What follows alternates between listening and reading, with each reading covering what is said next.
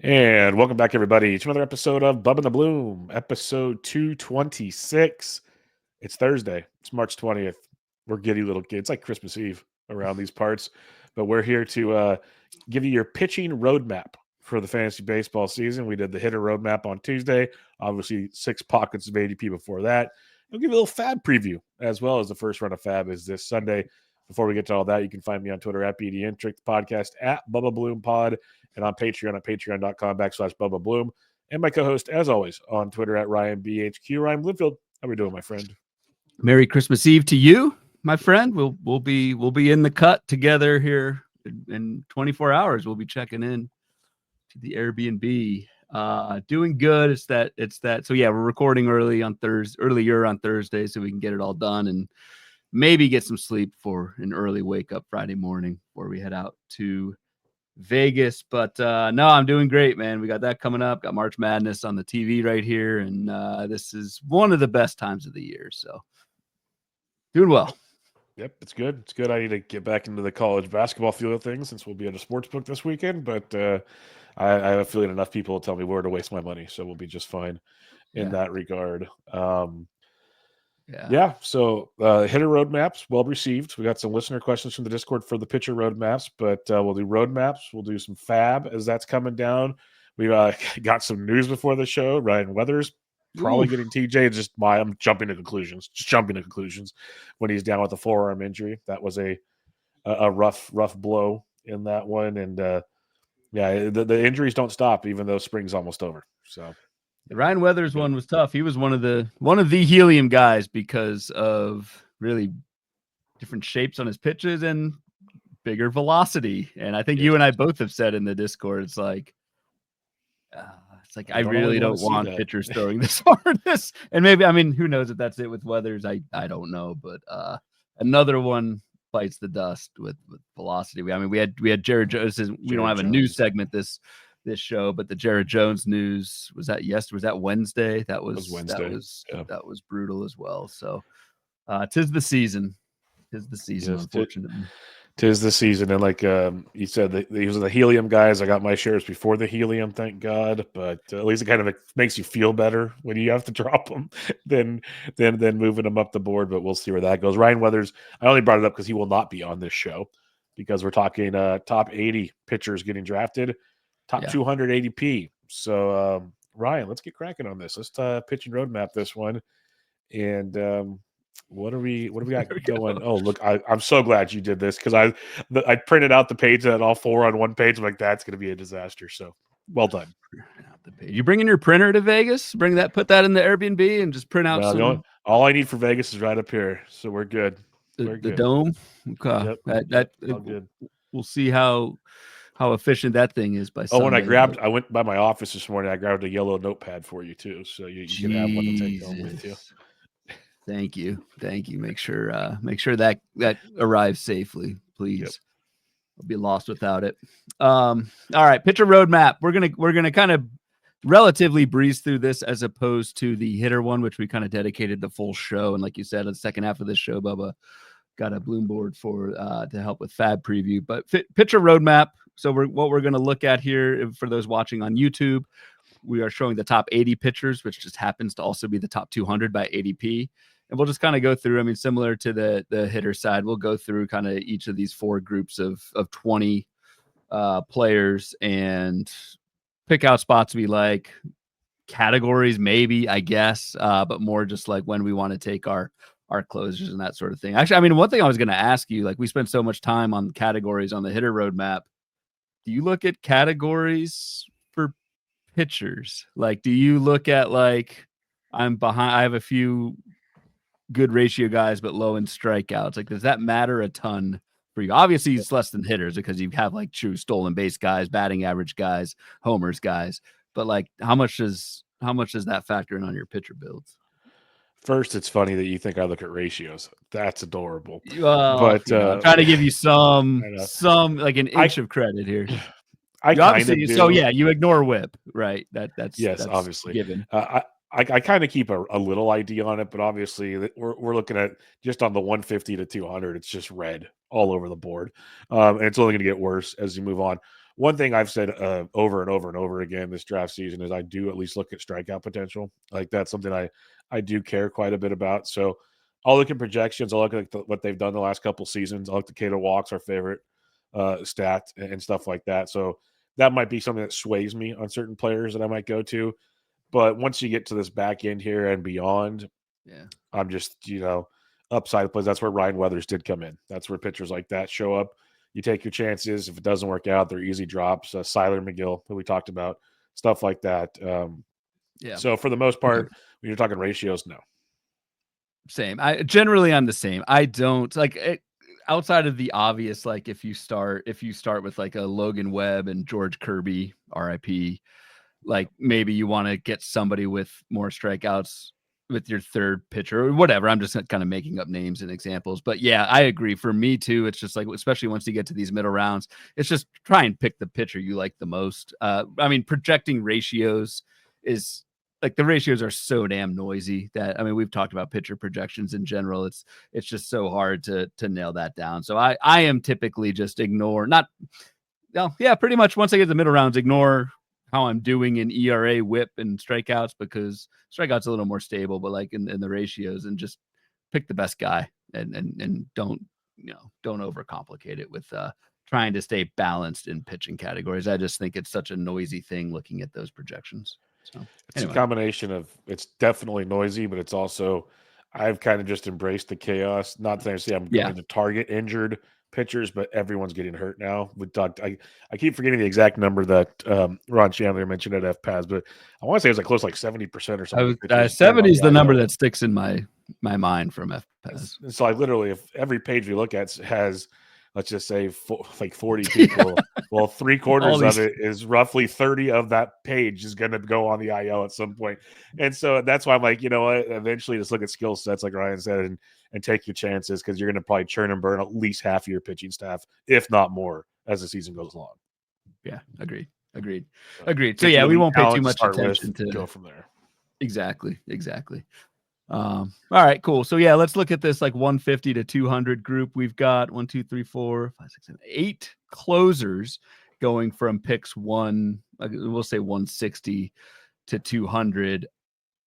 This is typically, well, I don't know. I don't like a lot of these closers. The only closer I like, this will be a common theme we talked about in our relief pitcher preview episode, is like, this is why I want to go early reliever, because it's just not that like the closers going are Jordan Romano. Could be good, but obvious injury risk. Kenley Jansen's the one I'm targeting, fully knowing he could be struggling. David Bednar, we don't know if he has the job. Ryan Presley. Ryan Presley can't throw. Threw 16 pitches in Tokyo and threw 4 strikes. Like, good hell. I'm glad I slept through that one. Did not watch that. You got Carlos Estevez, velocity's down, battling back injuries. You got Alexis Diaz, who might start in the minors. Yep. Like, you've got Lucas Urseg, who may be a split at best with Estevez if Estevez is healthy, and Justin Martinez at 197, who the Diamondbacks just said yesterday they are not committing to a closer. So it's like, dude, that this is why we kind of preach go early closer, take your medicine, pay the early price. And because this group is, maybe a couple of them hit, but it's just, for me, it's really hard to tell which ones that's going to be. Yeah, it sums up the closing situation in a nutshell. It's either get your guys early, like we've said a million times, or embrace the chaos, because you're going to play the waiver wire all season long. That's all I can say. Like, don't come it's like you tell your kids, I warned you, don't come crying in like a couple hours. Don't come crying in June when you don't have saves, because this is what's going to happen. And you might strike gold. Who knows? Like, Estevez might stay healthy and all those kind of things. But you, like Ryan did, you can make a case for all these guys. You can make a case for Kenley Jansen, for crying out loud. Break apart. But like, out of all of them, I'm with Ryan on Jansen, and I got a bunch of Romano. But you don't feel great about a lot of these picks. That's for darn sure when you're taking them. Agreed. So typically going a couple starting pitchers out of this group, because I would have at least locked up one, if not 2 closers. Yeah, we've moved on from closers, hopefully, at this point in time. Again, you never know, things happen, but it does take you into a world of starting pitchers where, honestly, if we're just talking about the 150 through 199, basically 158 one on the right side, not love with a ton of the pitchers here. There's a couple I don't mind, but just by looking at these list of pitchers, and if I'm not taking a closer, I'm probably going to hitter in this range is what it feels like to me. So I don't know if there's any pitchers you're straight looking at. Like Gavin Williams has the juice that keeps going up. I know there's Pavetta, there's Clay Holmes, there's Mackenzie Gore, but it's not like a fought. There's not a place I love here. Agree. There's a couple of my Bloomboard's children here. There's Nick Pavetta at 161. I think that's still a palatable price. This ADP, by the way, is 12-team NFBC leagues from Monday and Tuesday drafts. So very, very fresh. You've got Pavetta at 161. I like. I'm not on the Gavin Williams. I haven't taken Seth Lugo. I haven't taken Ronaldo Lopez, and then that's 160 to 175. You say Kikuchi, I've been on a little bit off lately. We'll see what happens with the Angels there. But you're right, like Brandon Pfaadt. We both like Brandon Pfaadt, but we obviously know that the downside there, if he can figure out lefties. Clay Holmes getting a ton of helium, now going at 182 in recent drafts. And yeah, outside of that, there's not much I like here for starting pitching as well. So I am also leaning hitter here as well. And that kind of aligns with what we were talking about on the hitter roadmap, where we did like a bunch of bats going in this range. Yeah, it's going to be a lot of echoing of that show because it really is. It's like it's a hitter pocket, a pitcher pocket, a hitter pocket, a pitcher pocket. That's just what it feels like this year. It's really kind of broken out relatively easy. It feels like obviously things are subject to change. But this my last kind of thought on this range is it is a lot of helium guys. Honestly, it's Clay Holmes is in this range. You got Gavin Williams in this range. Gavin Williams is gaining. I don't think I've seen Gavin Williams this high before. No, he's getting serious steam in this one. So a lot of guys getting pushed up, obviously pushing guys down. Like honestly, Mackenzie Gore is one of the more proven pitchers in this range, and he's at the bottom of the list, which is, or I guess at least one of the pitchers we know what to expect with, I should say. Maybe not proven. Yeah. Is the right word. Proven to post a 140 whip, but bingo. So goes in line with your strategy. We're on track here. But yeah, I don't have a whole lot else for this pocket besides it's not my favorite. I will pick and choose. Like I do have a lot of Kikuchi, but not my overall favorite pitching range. Yeah, agreed. All right. Well, if you flip to 60 through 8, I can't even do math right now. 40 to 60. 40 to 60. Yes, thank you. 40 to 60. This is much more my wheelhouse, but there's only 4 closers in this range, Ryan. Yeah, your 4 closers in the pitchers 40 through 60. This is ADP 107 through 152. Yeah, only 4. It's Jeff Hoffman, it's Robert Suarez, it's Trevor McGill, and Pete Fairbanks. I have serious questions on all 4 of those guys. Yep. All 4 of them. How would you rank that group? That group. I know you're not taking many of them, but rank them in that order? I'd have Hoffman, McGill, Suarez, Fairbanks, but Hoffman's the only guy I might have a share of if I have any shares of this whole group. I have Miguel early before Williams was traded, right? But that's about it. Yep. Trevor McGill. I mean, you're banking on A, health, but B also. I mean, he was good last year in the closer role, but look at his career numbers outside of that. It's leaves a lot to be desired. Suarez could get traded or just not be good. Hoffman could get hurt. Pete Fairbanks will get hurt. Or traded from Tampa Bay. So I agree. I'm not really going reliever here as well. A couple of pitchers that stand out. Like the one interesting guy for me is George Kirby at a 132 ADP. I just didn't know where he would end up after the shoulder injury and subsequent. Would he get like PRP, some type of injection in his shoulder? So the market says 132 around like Justin Steele and Sonny Gray. I'm probably taking Gray or Steele ahead of George Kirby just because I want to draft a healthy pitcher. Yeah, no, that's kind of where I'm at. It's like there's injured guys and then there's injured guys. When we're talking like a shoulder or an elbow, that's like the real injured guys to me. Like I just don't want to mess with that. Basically, is the way I look at it. I know you've always been a Kirby guy, so to actually hear you say that about Kirby to me says a lot, and I just looking it up for fun because I wanted to see if this is a 12 versus 15 thing. But over the last since Monday, there's been 4 main event drafts, and Kirby's ADP is about 133, so he's in line with 12s and 15s. Okay. He's falling at the same. Yeah, I just man, because the other thing is I haven't really heard any new news since it happened. I know they were No, shutting him down for a little bit, but there's like nothing getting said at all. I At have least not Grayson heard of Rodriguez is him. playing catch. Like Yeah, we know that. Like there's that's the nothing thing. on We Kirby. we haven't heard Kirby is throwing yet or whatever. So it's just like it seems like a month at a minimum at this point. That's tough to stomach with a top 10 round pick and 15 teamers. So Like it's like a broken record. I'd rather draft Bubba Chandler at 340 and wait a month than George Kirby at 132 and not know if it's a month plus. KC Bubba Chandler, you think he starts?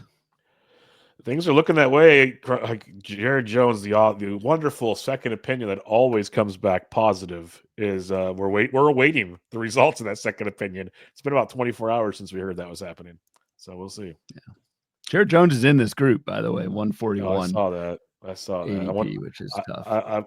Let me see. Was there a main event? Yeah, Tid did a main event last night. I want to see where Jared Jones went in just one draft, basically. Yeah. I'm guessing he was drafted, but he was. Barely. ADP 396 over the last two drafts. He's went as low as 420. So I'm guessing that was basically reserve rounds. Yeah. So, yeah. Which I get. I think there's this is a group I love. I mean, this is probably where I'm hopefully grabbing my SP3. And I mean, a couple of our favorites. I just said Steele and Sonny Gray, although Steele didn't look that great over in Tokyo at 133. I like those guys. Robbie Ray is getting some helium. I'm not sure if I'm there yet at a 135 ADP. I know you aren't. You are in on Freddie Peralta at 109. He's one of the top guys in this group, tied with Luis Castillo, which is interesting. But those guys, you've got Alcantara, you've got Carlos Rodon, healthy there. This is a decent spot to get your SP3. There's definitely a couple helium guys as well. Christopher Sanchez and I guess McClanahan's starting to rise, 119. Yep. McClanahan showing healthy, so he's on the move. Christopher Sanchez rising like crazy, like the Phoenix in this. Yeah, but it's definitely a range I target a lot. You mentioned Rodon and Peralta, only two guys in this range projected over 190 Ks. That's kind of been one of my arguments for both of them on previous shows is, 190, 200 plus strikeouts with those guys. I think that's in play. It's interesting to see Sonny Gray projected for 187. Like we know he's up the strikeout rate of late, but even projections are on board with that, which is a plus as well. But definitely a range where you get a lot of ERAs in the mid to high threes. So you're improving in that range, and some ratio guys that can help sub 1-2 ratios in the whip department. I heard that's good. So this is a place where you can do some shopping in that range. But one of them's Kirby. So how much shopping is the question? Right. But yeah, there are some guys here. What about so Kodai Senga's hanging out there at 152? Yeah, I know Ben drafted him in his main yesterday. I have not been able to click the draft button on Kodai Senga, but it has looked good this spring, right? Yep, I've come around on him full bore. I got him in my OLAC for $11. I was over the moon about that. Okay. That's one of those that I feel like I'm not paying a premium. So if it doesn't work out, okay, like $11 would have helped in an auction, obviously, but it doesn't ruin you. And if he is close to the guy people think he is, the biggest question is workload for me is how many innings does he go? The stuff's never been in question. It's just been innings and health. So if he's healthy and gives you like 140, 150 innings, I think that's an amazing price at 150. Like why would people, like, we'll talk about him in the next group. Why take Roki Sasaki at 88 when you take Senga at 152? That's just kind of where my brain's at. Good point. I'm not going to I'm not going to push back on that one. Yeah, skill sets are very similar. And it's like they want the shiny new toy, or there's a guy we know who he is, but is he healthy? So I get there's questions, but like 70 picks is I don't think there's that many questions. That's kind of where I'm going with that. Yeah. Maybe that's more a question of why you're taking Sasaki at 88 than I think that's right. I think that's more a admonishment. I don't barely even know what that word means. Admonishment of Sasaki at 88 than Senga at 152. Yeah, that's probably true. Probably true. But yeah, no, to your point, Senga is a guy that's growing on me quite a bit. I knew Ben liked him because even on my listener league auction, he was mad I think he only went for like $9 in that. He was mad I didn't go higher on that. Interesting. What do you think about Zach Gallen? I mean, I'm just kind of filling in The gaps. Diamondbacks opening day starter, Zach Gallen, that was just announced about 20 minutes ago. Yes, Zach yes. Gallen. I mean, I don't think we have talked about Zach Gallen at all. So I'm just trying to kind of fill in some gaps for our regular listeners who have, heard us talk about Justin Steele, Sonny Gray, Freddie Peralta, yada, yada. I haven't ended up with Zach Gallen at all. Projected 3.95 ERA, 125 whip. I'm not sure why. I guess it's just a blind spot, maybe. He's boring. That's why. So you would think I would be all over him. Yeah, for you, yes. But that's why a lot of people aren't talking about him. It's kind of where I'm going with that. Like, he's my SP4 in the listener auction league. I was very happy about that situation. He only threw 148 innings last year, so people might get concerned because he had the big World Series year. He threw 210 innings plus postseason. Strikeouts were still in line last season. Ratios were still very good last season. I don't know what the major concern is, other than maybe people are looking at the only like 148 innings and thinking, oh no, he only made 28 starts. Should we start panicking about Zach Gallen? But dude's only 29. Not like he's old by any means. If he's healthy, to me, he is a guy that is a really good guy. There's a reason he is in this range. People see that, but to your point, we haven't talked about it a lot. So, like, I take Gallen over Brian Wu in a heartbeat if we're looking at guys going right next to each other. I wouldn't even think twice about that. Yeah, Brian Wu seems to be rising as well. ADP of 125. I can't get there. I can't get there with the and I know every pitcher is an elevated health risk. I just think Brian Wu is an extreme health risk. And projections for pitchers be damned. A 3.74 ERA projected for Brian Wu. It's in 130 strikeouts. I don't know what the innings total is on that one, but even if Brian Wu stays healthy for most of the season, I don't know if you're getting an SP1 upside. Whereas right before Brian Wu, you've got Shane McClanahan, where I'm not drafting Shane McClanahan, but I at least understand if Shane McClanahan gets to that 150 number that they keep talking about. I could see 150 innings of SP1, SP2 production. With Brian Wu, it's harder for me to get there. Yeah, where Brian Wu's, the reason he's going up like crazy, he's having a monster spring, just striking everybody out. So the hype train is fully behind him. But that's not the reason why you should rise. He's healthy. That's probably that's the biggest reason, I guess. But is he though? We thought he was healthy, and now he's got he's had partially torn his ligament twice and came back to pitch. So there's so many questions, which is again why neither of us are going there. So I don't know if you had to pick a top three from this group before we move to the next one. Ooh. Who would you go with? I'll lead off. I'll let you think about it. I'll go Justin Steele and Sonny Gray at 131 and 133. Had questions about both of those guys entering the spring, but they've made it through. I mean, Steele's already pitched an MLB game.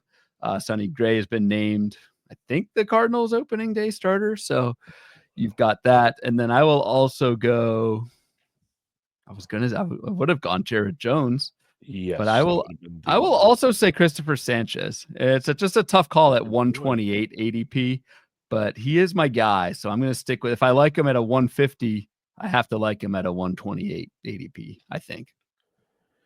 For me in this range, I'm going to go with Sandy Alcantara, Carlos Rodon, and Kodai Senga. Yes. Okay.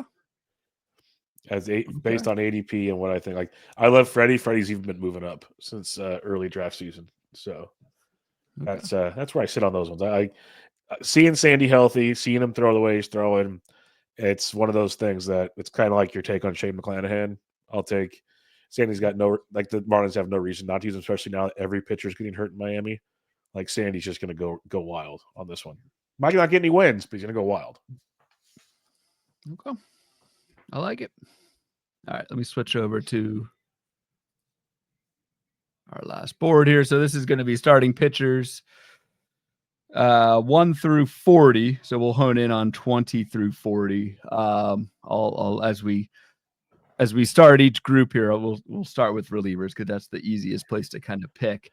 It's ADP 66 through 105, and yes, these are pretty good ones. Yeah, these are good ones, and I'm fine ending up with pretty much any of these guys. There's Andres Munoz at an ADP of 66, Felix Bautista at 72, Joan Duran at 76, Ryan Walker, your guy, he's rising, 78, and Tanner Scott, who already has a save under his ledger overseas, going at an ADP of 105. So I'm kind of on board with any of those guys. I would rank them Munoz, Walker, Scott, Duran, Bautista, but something like that. But I'm not opposed to taking any of these guys. Yeah, I'd probably switch Bautista. Duran's on the bottom for me, but Okay. I'd probably have Walker, Munoz, Scott, Bautista, Duran.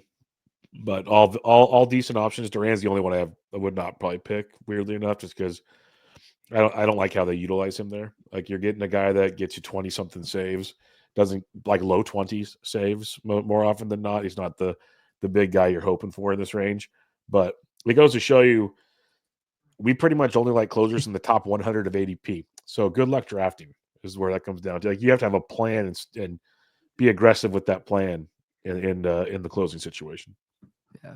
Pardon the Roki Sasaki projection there. -1 ERA and WHIP. He wasn't officially in Fangraphs database for major leagues until he actually pitched. So ignore that one.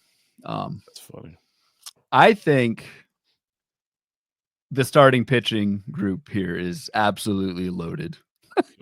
And this is where I mean we said this on the hitter roadmap side. This is kind of why I am starting 3 bats in almost every league, because you can get Framber Valdez at pick 70. You can get Papa Pablo at 79, Imanaga at 83. You can get Logan Webb at 94, my guy Nola 96, Bailey Ober 97, Bybee 98. I love all those guys. I think they have been healthy the past few seasons. I think that is a good sign. They may stay healthy in 2025. Who knows?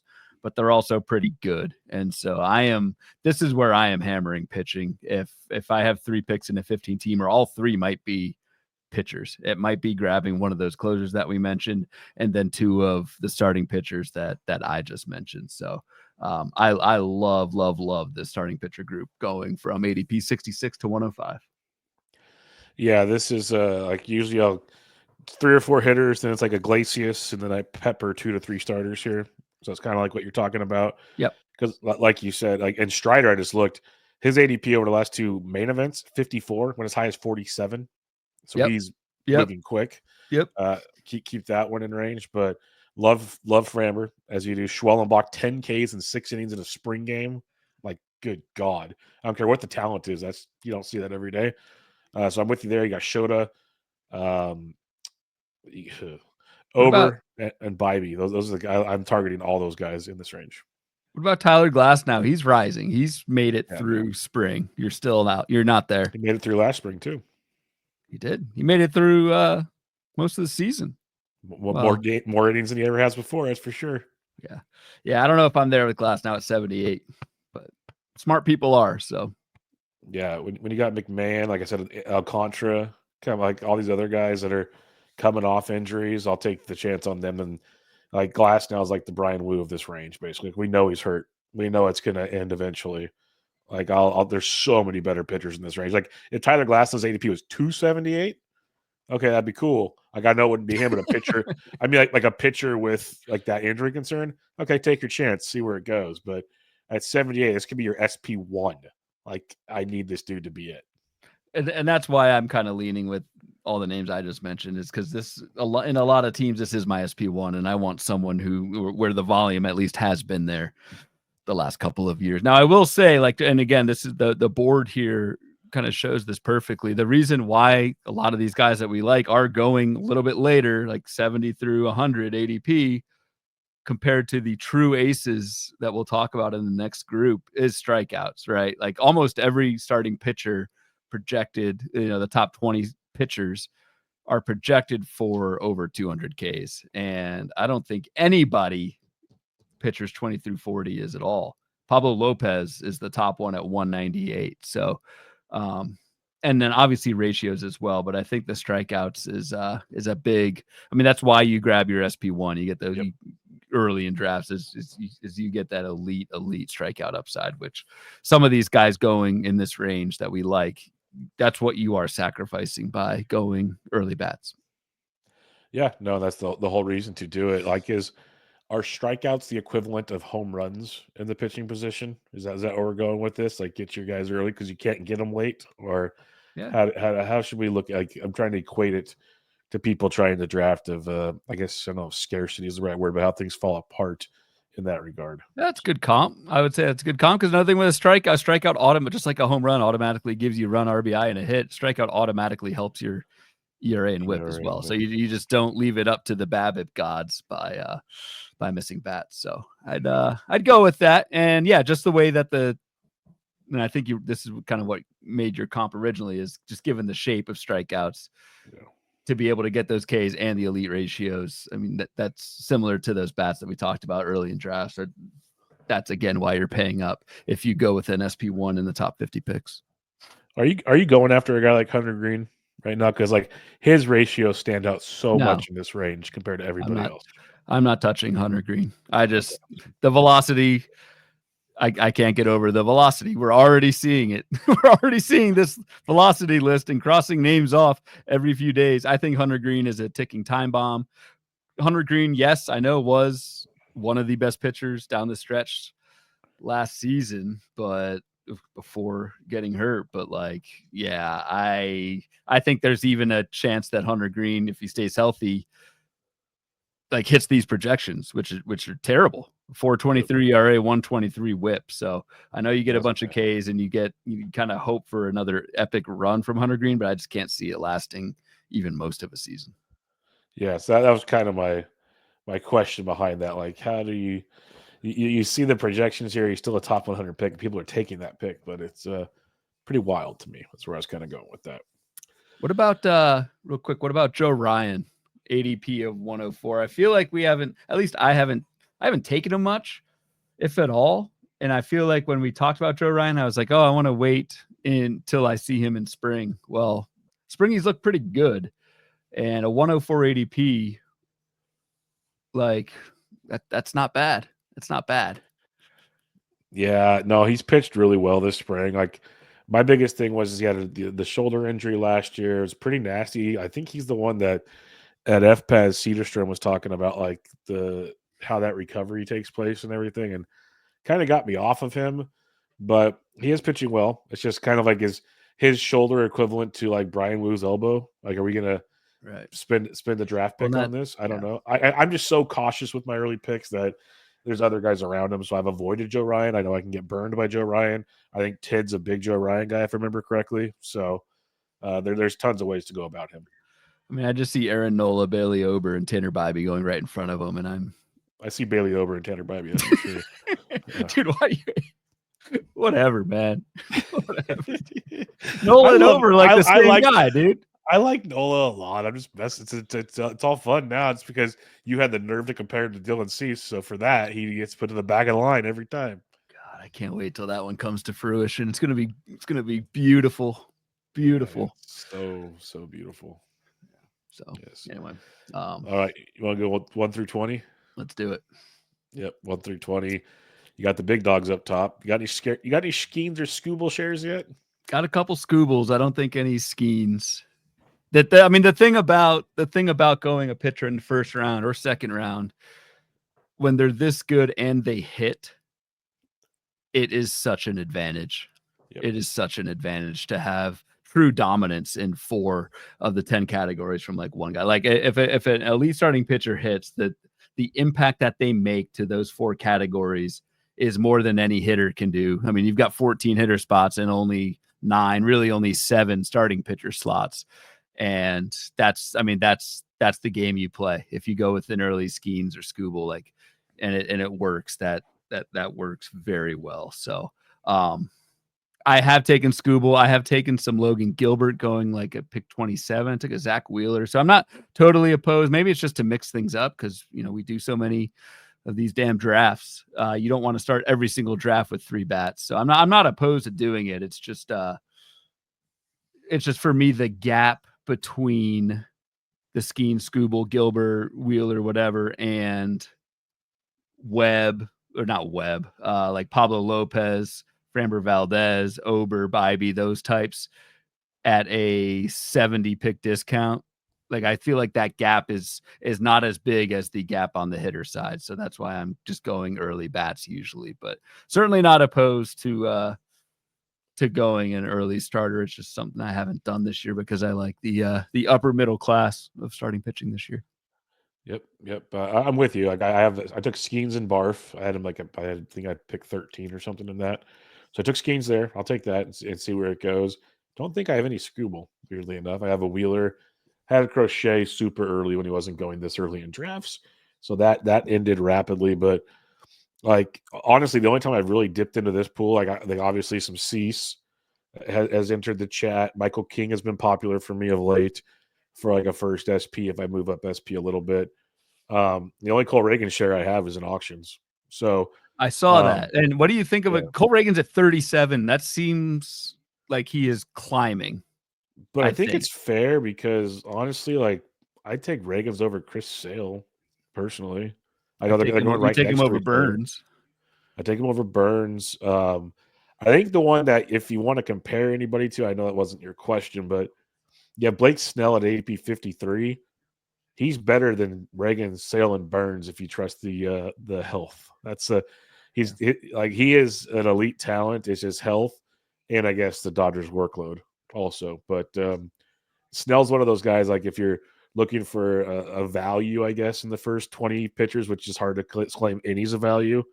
Blake Snell to me is one of the values in this range. Well, you see that red and whip, so it's fair. Can you 123? I'll do it for you. Never mind.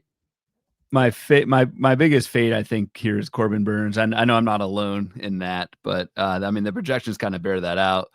And the projections are reflecting a declining strikeout rate for Burns. It's a 3.82 ERA, 122 WHIP, and only 184 strikeouts. Like that's a lot, but compared to the 200, 220, some of the guys going around Corbin Burns that's pretty considerable. So Corbin Burns has probably been my biggest early round fade for starting pitching. Yeah, I just wanted to mention on Blake Snell, 0.85 WHIP in the second half last season. 0.85. Obviously, it's not a full season. I get it, but my point to him being a potential value. What was it in the first half? 1.42. I knew you were going to ask that, so I had that unloaded for you. Just for the good of the listeners, want to follow through and be a. I'll say this much: he threw 35 innings in the first half, threw 68 in the second half. So weighted wise for your team, you got the good much more than the bad. Yeah, sure. Yeah, you did. Yeah. If you didn't cut Blake Snell, at least. Yeah, if you didn't cut Blake Snell, that is very, very true. But all right, almost lost my computer there. Yeah, dude, you that looked rough. I want to destroy the computer before Vegas. Real quick, the closers here: Emmanuel Clase, Devin Williams going next to each other, 42 and 44 ADP. A little bit of a drop down to Mason Miller, Josh Hader, Edwin Diaz, right around 50, and then late 50s is Helsley Iglesias. I haven't ended up with any Helsley or Mason Miller, but I have ended up with the other ones, and I don't see a case against taking any of these early closers. It's just if you take the early closer, right, it's that opportunity cost of you're missing out on a Blake Snell, a Dylan Cease, or on the hitting side, very good talent. So that's the game you play. But given again how bad the relief pool is after like pick 100, I feel like you kind of just got to do it. You got to do it, especially in deeper formats. I know people like we say the 12 and 15s a lot. 12s, I still feel you do because you need more saves actually to qualify. If you're going for an overall, like if you're going for a standalone league, I guess the conversation could differ a little bit. I guess if you want to just shoot for middle of the pack in saves and dominate elsewhere, but if you're going for an overall or in a deeper format where you have 30 closers potentially going instead of 24 to 32 or something, you got to be aggressive here. Like that's just the nature of the beast. I don't have any Class A. I've been full fade there. We'll see how that pans out. Devin Williams is my top dude. Been preaching that all off season, and then I have a little bit of Hader and a little bit of Helsley. Don't mind him honestly. I really don't. The more you look at him, Like the saves number last year was crazy, but the skill set, it's always been there. He just hasn't been able to utilize it enough, if that makes sense. And then Iglesias is my dog. That's probably my most rostered closer if I had to, off the top of my head. That's my guy. Pretty fascinating that 11 closers are going in the first 80 picks. Yep. So while on the one hand, yes, that's really early to take a closer who only contributes to one category and then sparsely to the others. Think about that. 2/3 of your league in a 15-teamer, in a 12-teamer, almost the entire league is taking a closer in the top 80 anyway. So it's kind of like it's just the price of admission almost. And maybe some folks would say, okay, well, if the rest of my league is going to do that, I'm going to zig when they zag and not take a closer and scoop up values elsewhere. And I get that, but if those numbers at least help you get over the fact of, oh crap, I'm spending like a 60th pick on a closer, everyone else in your league is basically doing the same thing, and so you're not really falling back by doing that, if that makes sense. No, 100%. Like that's a good point. If basically 3/4 of your league is taking one, you're either the odd three out, and you're going to be absolutely hosed potentially, or like you said, price of admission. So that makes a ton of sense. Heck, in a 12-team league, everyone's got one, or some people might have two at that point in time, and that really could push. Like, because it goes back to how you talked about the early pitchers going over 200 Ks with great ratios. These early closers are the only ones where you can really sit back and confidently say these guys are getting 30 plus saves. Like the other guys might get you 20 to 25. There's none of them getting you 30 unless just they pull full Helsley. What Helsley did last year doesn't happen very often. So there's a reason these guys are getting pushed up so high. Like in the past, they maybe didn't get pushed up so high because there used to be so much turnover at closers, and maybe that comes back this year. It just hasn't in recent years. You haven't had so much closer chaos like we've had, a few years back. The other side benefit is some of these early closers are getting you 100 strikeouts, which ain't nothing either. So that's one reason why I love Devin Williams. Like he's only projected for 88, but I think he's better than that personally.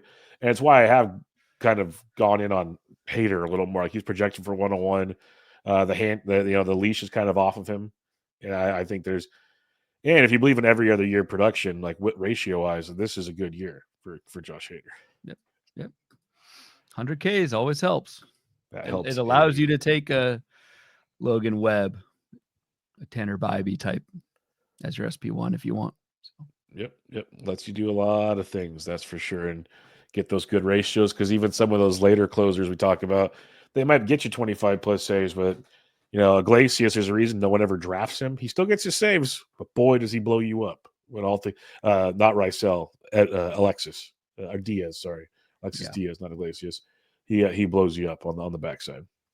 He may not this year because he may not be on the team. Him, Bednar, man, Chapman starting out as the closer, which kind of that made more sense than anything. But there is some turnover out there already, and you might get Clevenger might be the closer in Chicago. That's a whole nother story. So a couple later darts. We will talk about Mr. Clevenger here shortly. Oh, lovely. Surprisingly. Yes. Any final thoughts on the the pitcher roadmap, which again, we talked about the top 200 pitchers taken, or top 200 ADP, 80 overall.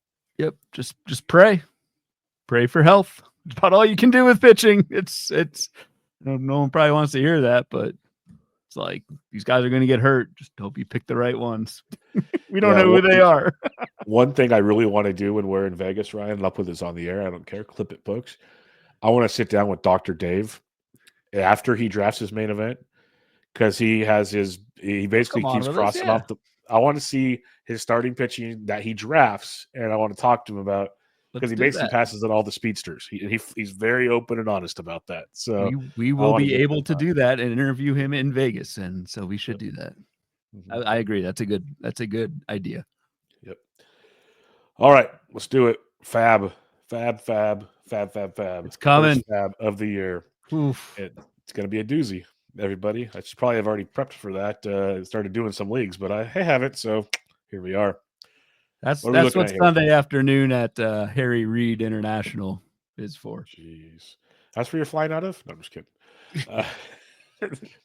Whoops. Yep. All right. So what do we got? What we're looking at here, this is a Bloom board we've got up. and I did this last year, and funny enough, I mentioned this to you, but last year's board, we got two boards here, one for the hitters, one for the pitchers. The top hitter was Jackson Merrill, and Garrett Crochet was also listed among the pitchers. And so what this board is I took ADP I compared ADP from February 12-team online championship drafts on the NFBC, compared them to now, basically the last 2 days. And I took basically anyone that was undrafted in February, because really the goal here is like this first fab period coming up is like maybe people are drafting this week or whatever. But like if you are, it's not a whole bunch of movement in fab this Sunday, depending on what news breaks. But like if you drafted in February, it's like a lot has changed since then. And so what I'm doing is I'm basically taking the guys who were not drafted in February, comparing them with their highest ADP over the last couple of days in NFBC drafts, if that makes sense. So it basically the market telling you out of this group of likely free agents, if you drafted back then or even in early March, who are the ones going highest in drafts right now? And it's almost kind of a de facto fab ranking list, which is kind of a nice little hack for week 1 or week 0, whatever we want to call it. So. I'll be honest. I will be using this to help me kickstart my fab, because it's a lot easier than just kind of going down the list, because there's no stats to look at. There's no this, that, and the other. Like Exactly. This is it's like, why not just lean on the drafters drafting right now and putting money on the line to make that list for you. So that's kind of the impetus here. Is I took anyone not drafted in February, pretty much. There's some guys with like 350 ADPs, which means they were drafted in a couple leagues or whatever, but maybe available to you in 12 teamers, and some of these guys right in 15 teamers as well. Yeah, listener leagues were drafted in February. We got that going. Yeah, but the Beat Bubba leagues were pretty early on. All Beat things the Bloom. considered. Beat the Bloom. Yeah, so the Bloom is being defeated already. the Blooms occupy the first 3 to 4 rooms in the intensive care unit right now. So it's a tough scene on Beat the Bloom OC. Yeah, the Bloom has gotten beat, as you said, is where that one's headed. But yeah, let's talk about this. As Ryan said, 12-team OCs, February to now ADPs. And we'll kind of just pick apart some of these. Like Cam Smith's a crazy riser with the hype of him potentially starting out the year. He'd probably get outfield eligibility to go with third base. I don't know how aggressive you like. It feels like Victor Scott's right below him. This is the Victor Scott all over again, basically, except Cam Smith has power. Yeah. But like, how do you feel on this one? Because that Astros situation, and I said it to Curlin when we talked about their lineup on Wednesday's show. I guess I'm more biased on the AL West now, since I write about them every week. Like, I know all of their options basically. The Astros have tons to work with. Let's put it that way. Cam Smith might be the best option, but there's other moving parts. There's my biggest concern. Yeah, and so Cam Smith is the top ranked player by ADP, 255 ADP of undrafted February. I can't get there. I don't agree with the ADP at 255. I still think you can get a pretty decent player there, but this also infers that you may have to spend a good chunk of fab to get Cam Smith, who A, may not even play. Maybe we'll know by Sunday, but B, we have no idea how good he will be right off the bat against major league pitching. So for those two reasons, and I know everyone says they want to save their fab, they don't want to do the triple digit bids. I'm avoiding Cam Smith. Like I'll probably put in some bids for him for nominal amounts and not expect to get him. Yeah, just for reference, like I'll keep mentioning main events just to give us 2 bullet points here. I know it might disrupt this, but like Cam Smith for the last 2 drafts that have taken place in the main event, his ADP is 292. He's got as high as 257, but as low as 327. So I feel like they're being a little more cautious with Cam, is what I'm trying to get at, than the 12 teams. Like the 12 team might be going more upside, shooting for the moon, where the 15s. So I'm just trying to help listeners out there. Like, say you're in listener leagues, 15 team leagues, go for them, but maybe don't get like crazy about it situation. I think the thinking there is in a deeper league, there's a better chance that Cam Smith is a 0. Yep. And in a deeper league, that's tough. Yeah, exactly. So that checks out. I did want to highlight, you have Jonah Heim, Patrick Bailey, Miguel Amaya on this list. A lot of that's due to all the catching injuries. I'll throw that out there right now. Yep. There's a lot of that. But I'd rank it Amaya, Bailey, Jonah Heim, but Bailey's close just because his playing time's locked in without getting hurt. But I didn't know if you had any catching thoughts, Ryan. None as insightful as your catching thoughts. I'm looking through my list, so I started my fab for my my OC. I've got it ranked: Bo Naylor, Jonah Heim, Bailey, Drake Baldwin, Hunter Goodman, Higgy, and Elias Diaz. I might move Elias Diaz up a little bit, but I like that. I actually like Miguel Amaya the most out of this Yep. group over Heim and Patrick Bailey. So if you're out there, you're looking for right. That I mean, the catchers, Stevenson replacement, as we all cry. Sean Murphy or Francisco Alvarez. And that's the other thing to think about, though, is like 3 teams in your league will be bidding on catchers this first fab run. So just think about that. You will, if you have a clear top catcher, you may have to pay for him because you are bidding against 2 other guys in your league, most likely. What I'll throw back on that comment is make a list like Ryan's, go deep, go Elias Diaz deep. Yes. This is basically it's like week 0 in college football for fab. I'm not wanting to spend more than $2 on any of the catcher to replace those guys unless you are dropping said catcher and your plan is to play this guy all year, then get the top of the list. Bold strategy, because those other catchers Ryan mentioned that got hurt, probably better than all these guys. That's why they were drafted ahead of all these guys. But so hopefully you're stashing them if you can.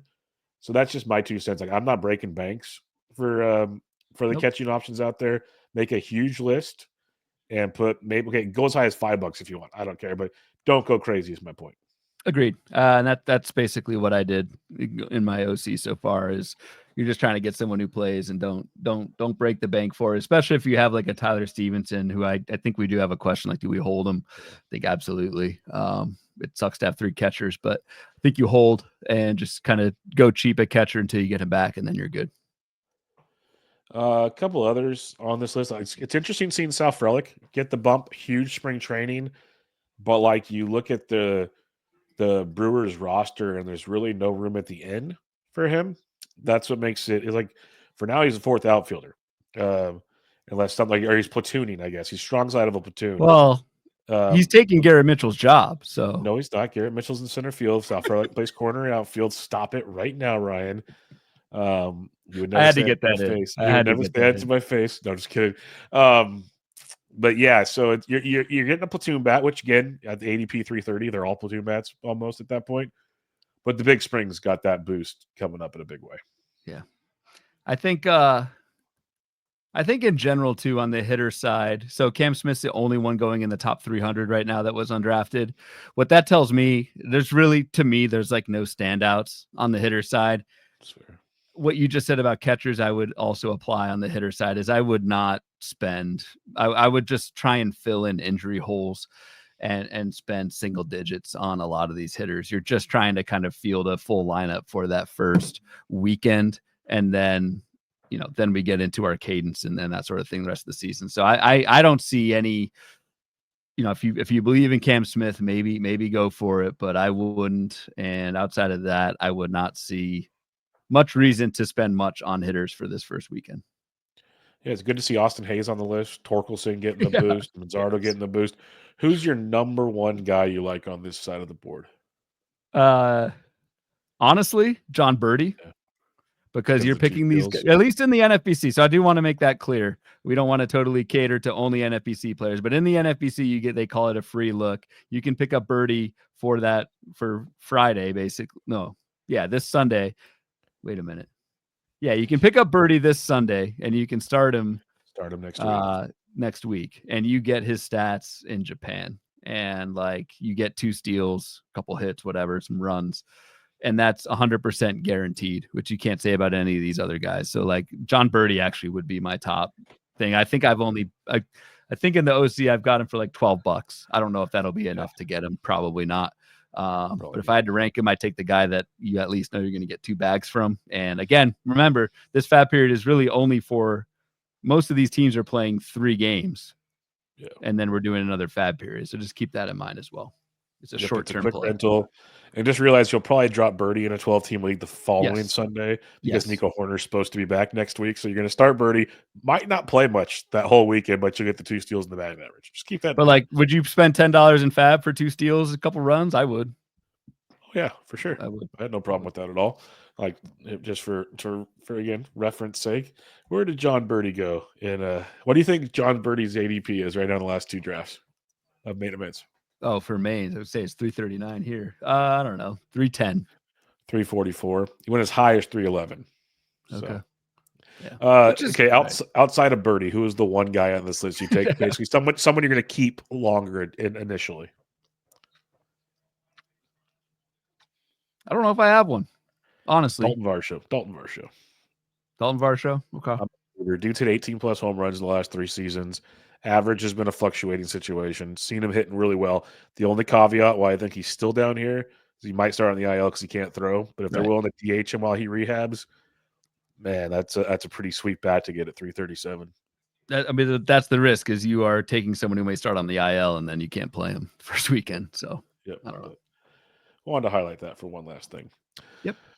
All right, pitching side of things, we do have some risers here for sure in this situation. Obviously, they're all risers. That's the point of the conversation. But you get my point. Yeah, at least 4 guys in the top 300 on this one. What stands out to you the most? You've got Dustin May and Max Meyer are the top 2, both going in the top 300 here.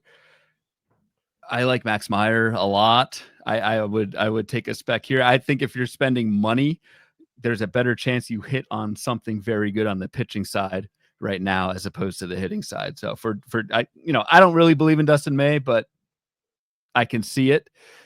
You could speculate there. You could speculate on Max Meyer. Your guy, Hayden Birdsong. See speculating there. Jack Leiter is rising as well at the ADP 332, was undrafted in February. My guy, Casey Mize, 317. He's rising. I just think there's a lot of good. And again, Garrett Crochet was on this same exact list last season. I'm not saying one of these guys is going to be Garrett Crochet this year, but it just happened. So I think if you're speculating and you probably already have a pitcher injury or two, I think the pitcher side is pretty fruitful right now for this first fab period, and is more of a long-term play as opposed to kind of patching holes like you would on offense. And this is why we talk about like on reserve round picks, taking like 5 pitchers, 2 hitters or something, throw your darts out here. Like my last 12 I did, I got a Casey Mize share. Might have a Will Warren. Different guys like Birdsong was on my list. Like a bunch of guys that you're seeing here are guys I've been targeting late per se. But also opens the door, like you said, to fab. Like you can take your chances if you drafted early. If things didn't pan out, if you have injuries, you have options in the pitching department. Where look at the hitting side, not so much. Like big difference in your options here. I know it's late now in draft season, but just keep that in mind for next year. This is a great example of why we discuss these things. Love seeing AJ Smith-Shawver hit the bottom there. He was a guy I was targeting in DCs out of like the big 3 prospects potentially to get the 5th spot or the 6th spot for the Braves. Looks like Smith-Shawver might start the season in the rotation now with his big spring. I think he's way better than Ian Anderson. So that could be a guy that takes that Schwelly type bump, Grant Holmes type bump. Smith-Shawver can be that dude coming in at basically last round or fab for fab for almost everybody probably.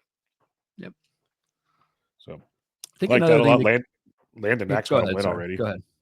Yeah, you've got the Dodger guys. You've got Alex Vesia, who has a save, right? In NFBC leagues, you're fabbing him for that save, as well as Landon Knack.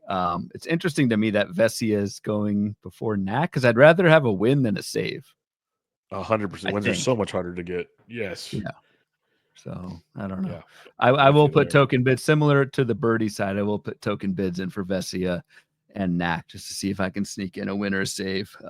Depending on the league, that may or may not happen. So, yeah, I think a lot of good pitching options here long term. Short term, it's tough because, again, most of these teams playing 3-4 games only. So it's that kind of classic question.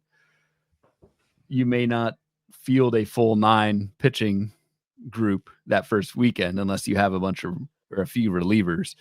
But the flip side of that is a lot of these kind of 4 or 5 starters on each team's rotation, maybe like a Max Meyer, may get a 2-step the following week, which is pretty sweet. So just keep that in mind. I know a lot of folks say out there, oh, you want to try and field a full 9, get these relievers. Well, you may cut someone who's in line for a 2-step the following week. And so I don't go too nuts and go too crazy trying to get 9 pitchers who are going to pitch that opening weekend and like cutting someone who's decent for like a reliever just to get maybe a good inning or two. Yeah, it's a good point you make. A lot of people will mention that for this weekend and then the All-Star break weekend. It's like, Right. hey, you got to maximize staff. So I'm like, I'd rather maximize a starting pitcher I can utilize for a while personally than other factors are. But yeah, you do you. Maximize the hitting for sure. But the pitching side, I think if you take a 0 in the first weekend, I it's not the end of the world. Like there's room to, like, the last week of the year, maximize it all. But right now, you're good to go. I will mention, because we harped on closers so much. Well, you do have Clevenger here, who has the inside track with the White Sox right now. You mentioned Vesey as one save. You also have Taylor Rogers because of the Alexis Diaz situation. Taylor Rogers might get to snipe in there. So for those of you that did wait on closers, or you maybe have someone hurt, you do have a couple options at least. And you may want to go. I always get the Barlows mixed up, just like I do with the Festas. But in Cincinnati, one of the Barlows could be an option as well. Yes. Yep. Totally. Scott Barlow. Totally agree. Scott Barlow. That could be an option. You may also want to look at, like, I guess Bednar's most recent outing was decent, but you could try and spec on that. I think that is, if you do play like the reliever game and you want to just take someone who might pitch, get you a good inning, maybe take someone who at least might have a shot at saves, like a pitch, like, I don't know, Colin Holderman, Dennis Santana. Like, those are guys behind Bednar in Pittsburgh where if Bednar implodes, maybe they step in or something. But I think the Cincinnati bullpen is the one to attack, going either Barlow, Rogers, maybe Tony Santillan, if I'm pronouncing that correctly. Yep. That could be a bullpen to target as well, because I don't know if Diaz is starting in the 9th or with the team to start the season. He's starting in the doghouse right now is the best I can put it. So yes. He's got that going for him. Yep. All right. Any final thoughts before we hit up a few listener questions? Now let's hit them up. Don't go too crazy on Fab this weekend, people. I know you got your full $1,000 and you're itching to spend. It's a long 27-week season, so only spend where you need this first week. We'll start with Ben Bingham. Says, does the ADP for catchers show in their lineup with your preferences?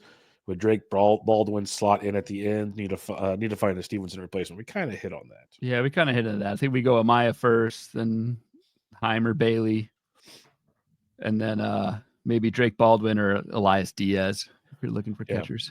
And I'm just being cautious with Baldwin because when Murphy comes back, I don't know how much Baldwin they're going to use. Maybe I'm wrong, but that's what it feels like. Ben also says, is Stevenson a hold? And yes, the answer is yes. Yes, agreed.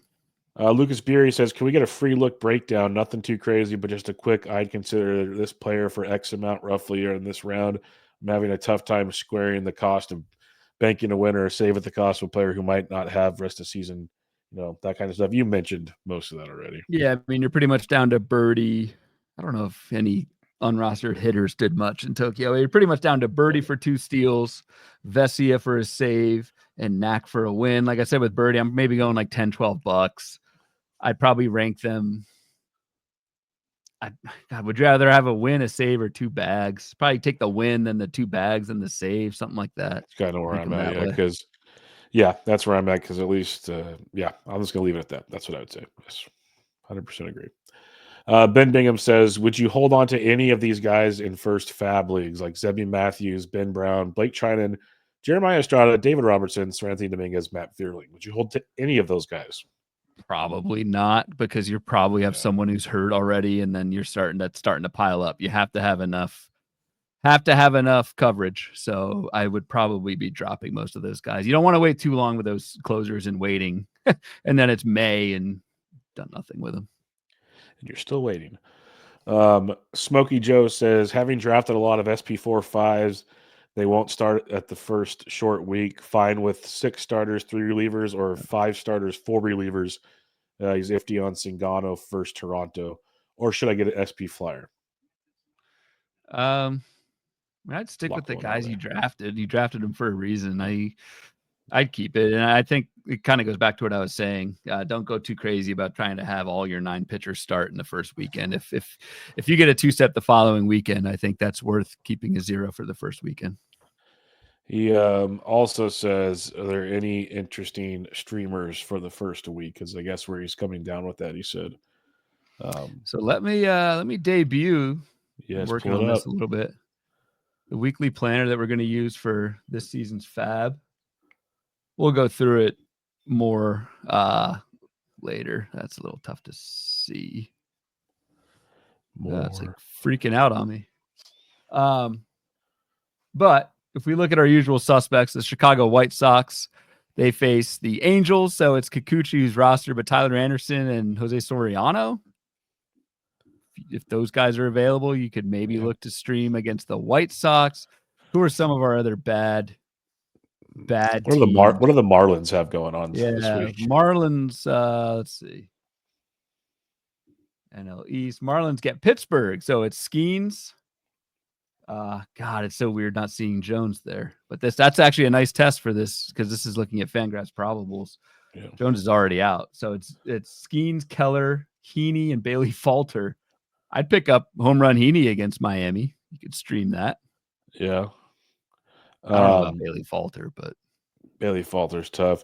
Like Colorado's at Philadelphia, but that's Luzardo and Ranger Suarez. You're not really streaming that. So yeah, there's not a lot because you'd expect most aces or the top 2 or 3 in most rotation to be taken. I think your Sorianos or your Angels guys might be obviously first candidates on that one. Yeah. But yeah, that does check out pretty good. Tyler Anderson could be at least last year the White Sox were just god awful against lefties, so Tyler Anderson could be an option to stream. Makes sense. So, yeah. Let's GP Churchill says Ben Rice and perhaps Griffin Canning to that list. Yes, those would be options for sure. Yeah. Canning is he may do it to us the third time here, but pitching well this spring, so I can get behind that. And Ben Rice is going to backup catcher and DH. Doesn't he have like 6 home runs? Yep, he's going to be a nice option there if he gets that catcher eligibility going. Ben Bingham. Oh, there's the Ryan Weathers news. Yep, that's it. That is it. All right, Mr. Bloomfield, any final thoughts before we wrap up this episode and get to packing? Yeah, I gotta pack, gotta finish some work stuff, go to sleep. It's the general plan. And I will see you. Set that alarm. See you early in the morning, my friend. 8 a.m. I land. Yep, 8:50 for me. So I'll see you there. Hopefully you already have that a good old the place where you can drink a beer 24/7, airport beers, always acceptable. 8 a.m. I'm kidding. It's been a while. But yeah. All right, well, we'll wrap it up there. Hope you guys all have a great weekend. Hopefully this helped for you guys. Again, if you're in Vegas this weekend, hit us up. We'd love to say hi, have a drink, whatever. Let us know you're around and have a good time there. If not, we'll catch you hopefully on the Patreon, in the Discord, see what everybody's doing there. But until then, check out Ryan on Twitter at RyanBHQ, the podcast at Bubba Bloom Pod, and the Patreon at patreon.com/Bubba Bloom. I'm at BD Entrick. This is Bubba the Bloom, episode 226. Catch y'all next time.